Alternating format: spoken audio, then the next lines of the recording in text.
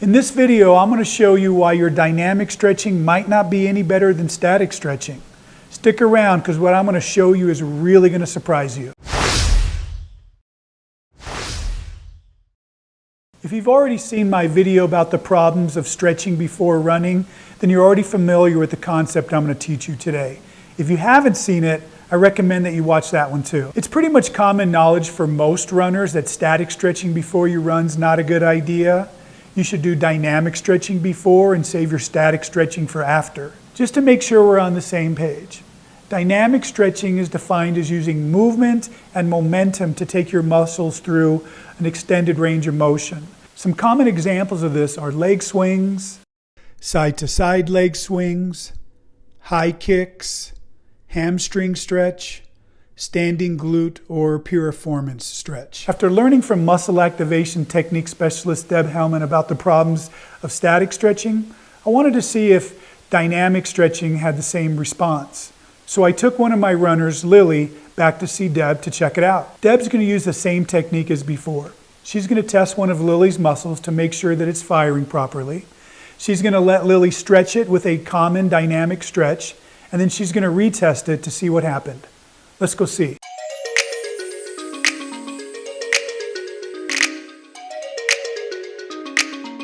Lily, I'm going to check your glute medius muscle, and what I want you to do is fight me back when I try to bring this leg over to here.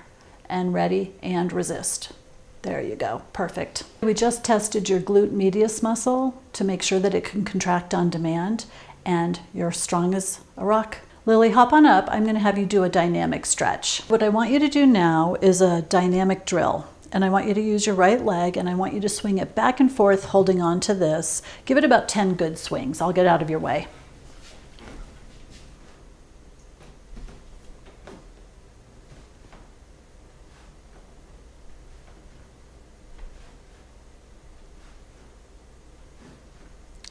Okay, what we're checking here is to see what happens to both your glute med and to your adductors when we do that swing. So hop up onto the table, let's check and see how we did.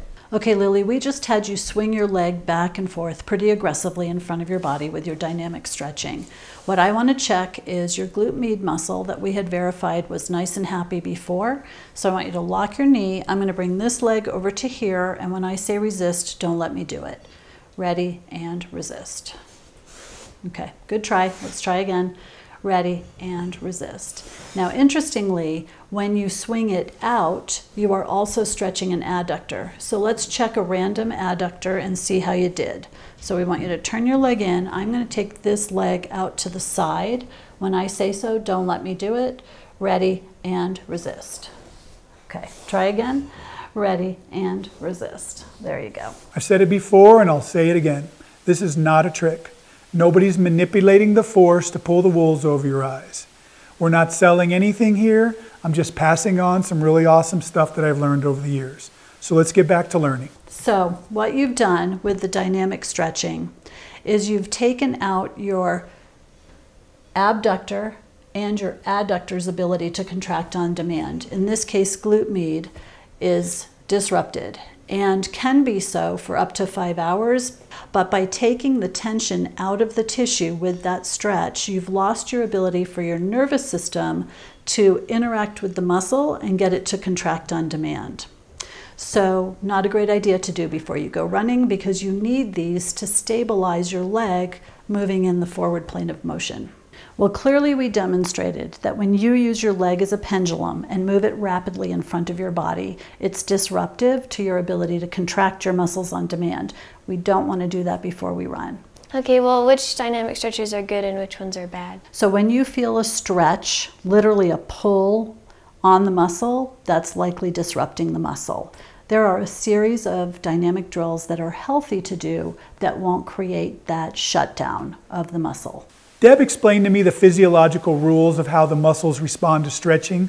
I'm going to create a second video to explain that to you and show you the difference between the good and the not so good dynamic stretches. Make sure to subscribe to my YouTube channel, Ace Method Coaching, so you can see when I post this video. I put out videos each week related to running, sprinting, and hurdling. If you want to learn more about that or how I might be able to help you, you can go to my website, acemethodcoaching.com. I'm Mike Caton, and I'm passing it on.